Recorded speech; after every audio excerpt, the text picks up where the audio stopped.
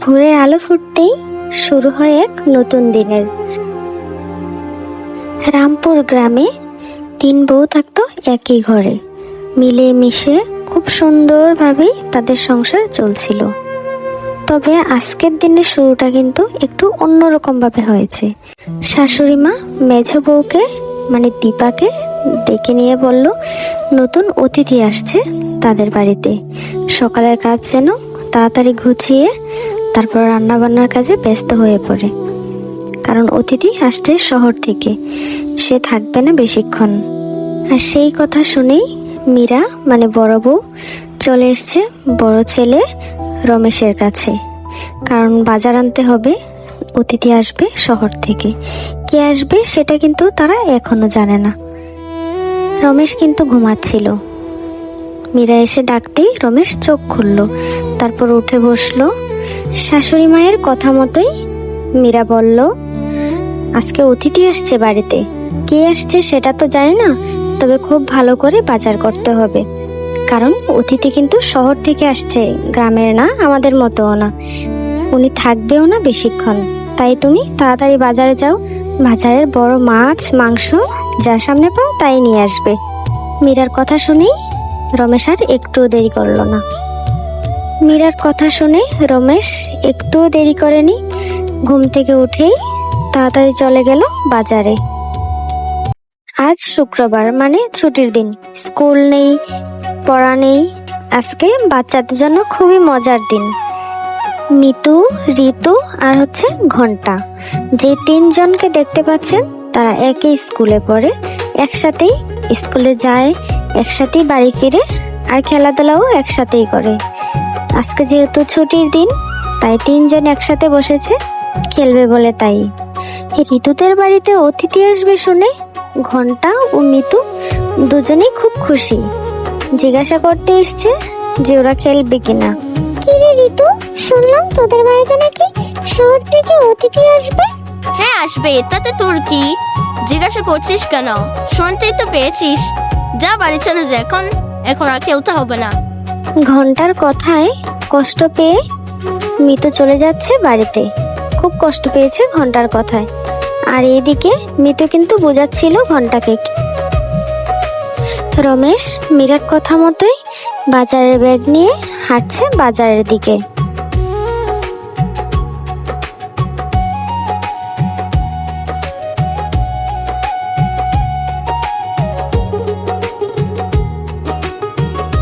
রমেশ কিন্তু বাজারে চলেই এসছে, এখন শুধু দেখছে কি নেওয়া যায়। অতিথি শহর থেকে আসছে বলে কথা, তাকে তো আর যেমন তেমন খাবার খাওয়ানো যাবে না, ভালো কিছু খাওয়াতে হবে। তাই সে দেখছে বাজারে কি কি পাওয়া যায়। কি দাদা, আজকে খুব তাড়াতাড়ি বাজারে এলেন যে? কি অতিথি আসবে নাকি বাড়িতে? হ্যাঁ, অতিথি আসবে।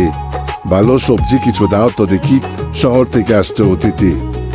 তাই নাকি? এই ব্যাপার, তাহলে বলো কি কি লাগবে, আমি সব কিছু ব্যাগে দিয়ে দিচ্ছি, আমাকে বলো। বাজার করা শেষ, রমেশ এখন বাজারের ব্যাগ নিয়ে বাড়ির উদ্দেশ্যে রওনা দিল।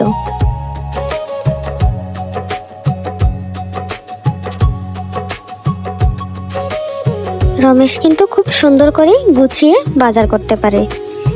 রমেশ কিন্তু এই বাড়ির বড় ছেলে। বাড়ির ছোট বউ আশা, সে বসে আছে রান্নাঘরের দরজার সামনে। সে রমেশের অপেক্ষায় বসে আছে, কারণ বাজার আনলেই রান্না বান্না শুরু করে দিবে। আশাকে এইভাবে বসে থাকতে দেখে তাদের পাশের বাড়িরই প্রতিবেশী একজন এগিয়ে গেল আশার কাছে। দাদা তো বাজারে গেছে, তাই এখানে বসে আছি। দাদা কখন আসবে? রান্না বান্না করবো আমরা। বাড়িতে আজকে অতিথি আসবে তো, তাই রান্নাও একটু বেশি। শুনলাম শহর থেকে নাকি অতিথি আসছে তোমাদের বাড়িতে, তা কে আসছে গো, জানো কিছু? তো জিজ্ঞাসা করলাম কাকিমাকে, কাকিমা তো কিছুই বললো না, শুধু এইটুকুই বললো অতিথি আসবে, তুইও আসিস কিন্তু দুপুরবেলা। আমিও কিছু জানি না দাদা, আমাদেরকে শুধুমাত্র বলেছে মা আজকে বাড়িতে অতিথি আসছে শহর থেকে, তোমরা একটু ভালো মতো রান্না বান্না করো, এতটুকুই। আর এইদিকে বড় বউ রান্না করছে। মীরা রান্না বেশ ভালো, তাই বেশিরভাগ মীরাই রান্না করে, আর ছোট দুই যা তারা রান্নায় সাহায্য করে। দাদা তো বাজার নিয়ে এখনো আসলো না গোবর দিয়ে। এখন মা আবার চিল্লাপাল্লা শুরু করে দিবে ঠিক সময় মতো তোমার রান্না না হলে। কি করি বলো তো এখন?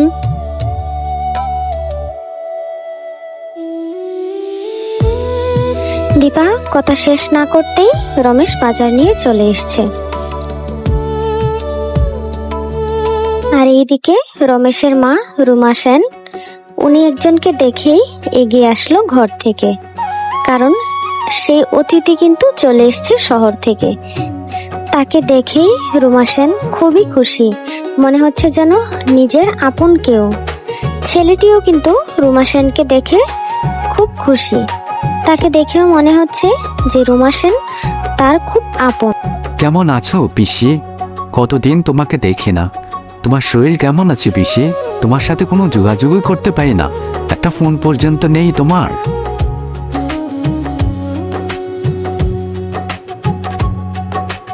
ভাইপোকে ঘরে নিয়ে বসালো রুমা সেন। আর কাউকে দেখছি না যে পিসি, সবাই কোথায়? দাদারা, বৌদিরা, বাচ্চারা কোথায় সবাই? কাউকেই তো দেখতে পাচ্ছি না। ডাকো তো সবাইকে। এত ব্যস্ত হইস না বাবা, সবাই আছে। বৌমারা রান্না করতেছে রান্নাঘরে। তুই একটু বস, ঠান্ডা জল খা, তারপর সবার সাথে দেখা করিস।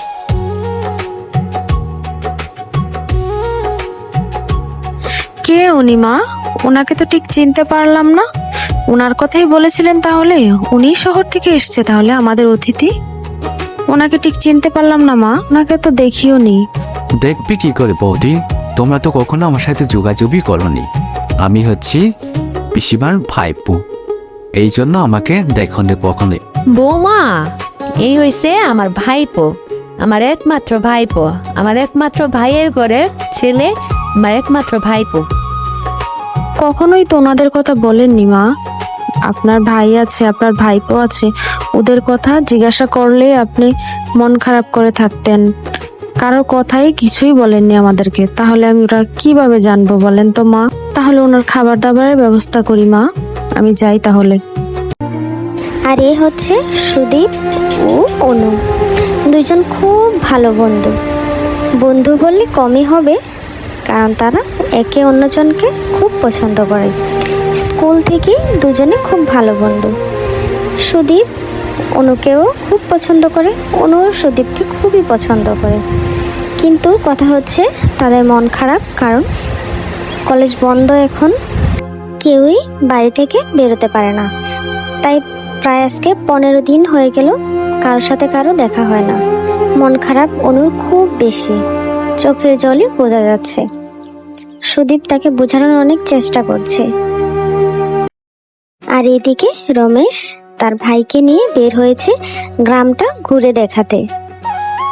ভাই জানিস, এদিকে যতগুলা জমি আছে সবগুলোই কিন্তু আমাদের, আর বাবা এগুলা আমাদেরকে দিয়ে গেছে। কি বলছো দাদা, এই সবগুলো জমি তোমাদের? তাহলে তো নিশ্চয়ই ফসল খুবই ভালো হয়, কারণ এই জায়গাতে জমি মানে খুব ভালো ফসল হওয়ার কথা। না রে ভাই, তেমন একটা ভালো হয় না ফসল, কারণ জল বেশি একটা পাওয়া যায় না এখানে। কি বলছো দাদা, এত ভালো ধানের জমি কিন্তু তারপরও ফসল ভালো হয় না? শুধুমাত্র কথা বলতে বলতে দুই ভাই বাড়িতে চলে এসছে, কারণ একটু পরেই সন্ধ্যা নেমে আসবে, তাই তার আগেই চলে এসছে।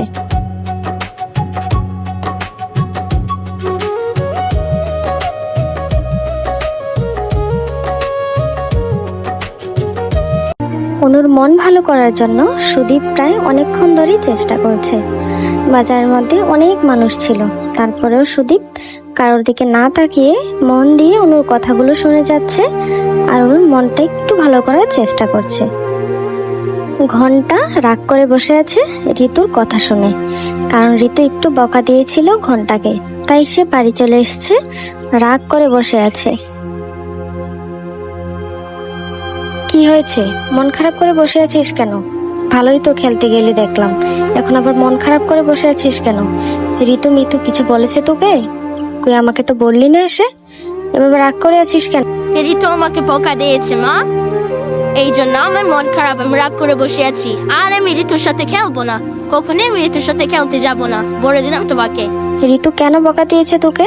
নিশ্চয়ই তুই কিছু করেছিস, তুই কিছু বলেছিস ঋতুকে, সেই জন্য ঋতু তোকে বকা দিয়েছে। তো এমনি এমনি কিছু বলে না কাউকে। ঘন্টাকে বকতে বকতেই চলে যাচ্ছে তার মা।